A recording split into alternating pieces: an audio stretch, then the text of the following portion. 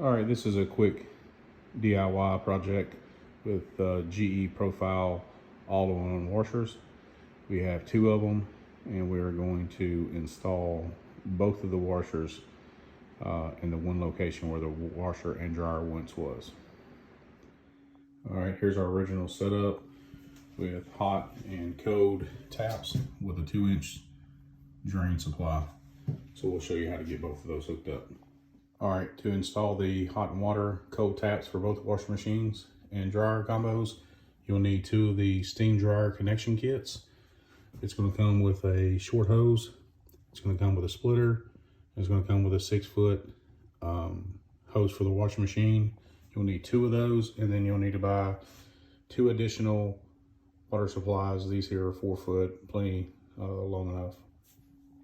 All right, once you get the water line supply kits together, it should look something like this, and we'll duplicate this for the cold side. The 4 foot shorter water line is obviously the one that's going to the closest washing machine, and the 6 foot will go to the unit that's next to it. All right, if you're wondering how to move these heavy machines, they weigh over 300 pounds, plus the drawers. I actually bought these little rollers off of Amazon. They have 5 rollers for each pad, and they are very, very handy in trying to maneuver this unit around. It's quite large and didn't have enough room to assemble the drawers inside the washroom, so this should make it a whole lot easier. All right, this is a quick update. We finally got the 16-inch pedestals in with the drawers. As you can see, it definitely makes the washing machine a lot taller. Makes it where you can easily get the clothes in and out. The 7-inch risers are just not enough. I know GE says these are not approved, or they have not tested the drawers yet, but they bolt up exactly the same. Process of leveling it up, and we should be good. Just an update on the back. Show you how we did this. Obviously, we got our code and hold, or excuse me, we have our code hot taps. We have our drain supply. We have a 2-inch drain. This water line is actually 3/4. We're gonna be able to shove both of those in there. The other machine drain is gonna be too short, so we're gonna have to add an extension. We got our hot and cold tap. We have a splitter, and you can buy this as a kit from a dryer steamer. It comes with a short extension, probably about 1 foot, and then it splits. One will go to the hot, one will go to the cold, and then the other leads will also go to the other washing machine. And what I mean by that is you have a hot here, and it's actually on the back side. So the hot here is a splitter. We'll split that. One hot will go to this machine, one will go to the other machine. Same thing for the cold. One comes in, one goes to the cold, the other one will go to the other machine. And I elected to use the 4 footers on the closest machine and the 6-foot hose on the machine that's a little bit further away, because my supply is all the way in the corner. And also something you need to consider is how much amperage you have.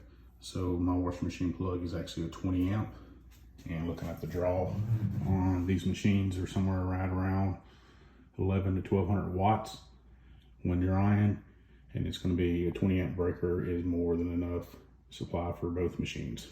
And as you can see on the floor, we plugged up our jar hole and put about 5 inches of foam in there, and then blocked it off on the outside. And left it there just in case we decide to go back. With all the reviews online, show it to be relatively a good machine. Again, this is just an update showing how much taller they are. I'll get you another video here in a second, and we'll get both machines in here together. All right, just a quick update. We got the washers in place, testing the first load. Everything's going good. If you're wondering about these drawers, again, comments on Home Depot, GE comment says that these have not been approved yet. These are the 16-inch pedestals. As you can tell, it gives you a nice height, again, to be able to get clothes in and out super easy. One thing that's pretty cool about these pedestals compared to our OG washing machines is the detergent bottles will actually fit standing all the way up inside the pedestals, and they are the same color, the graphite color, so they do match. I didn't got the lint stick for the unique lint system here. Be able to get lint off the coals if that happens. So far, observation is the one to the left, we call that washer 1. One to the right, we call washer number 2.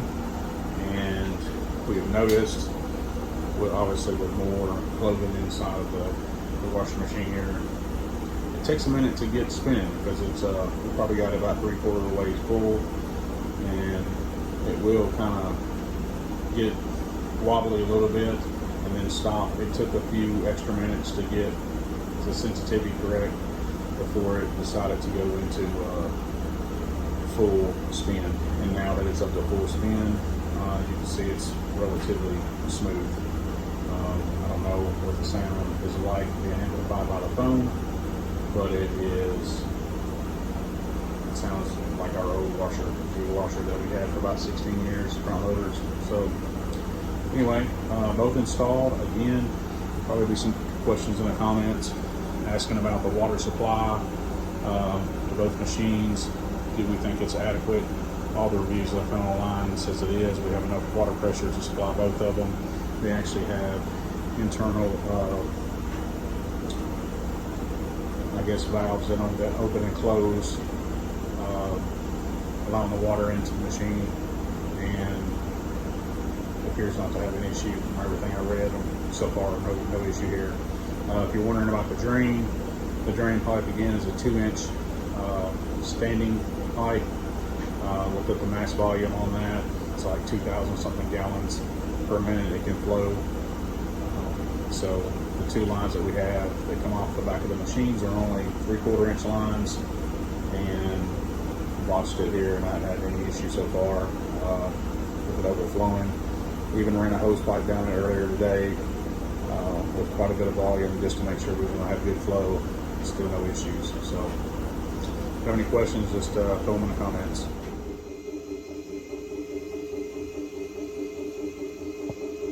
Super quiet. Alright, just a quick update. We've started the dry cycle now. We have one soldier that didn't make it in the spin here on the dry. It's kind of stuck under the glass, but it will survive. See if it stops here, and you kind of see the hot air that's blowing from the condenser. Not from the machine itself. The condenser actually takes the moisture out of the air.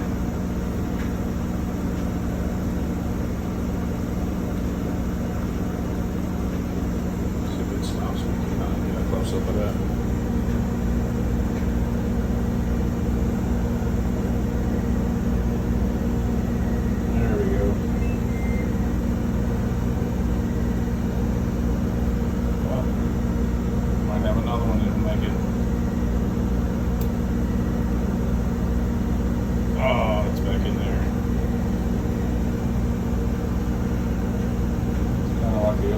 Machine at the fair. Alright, so far we're happy. It's first day and it exploded, so that's always good.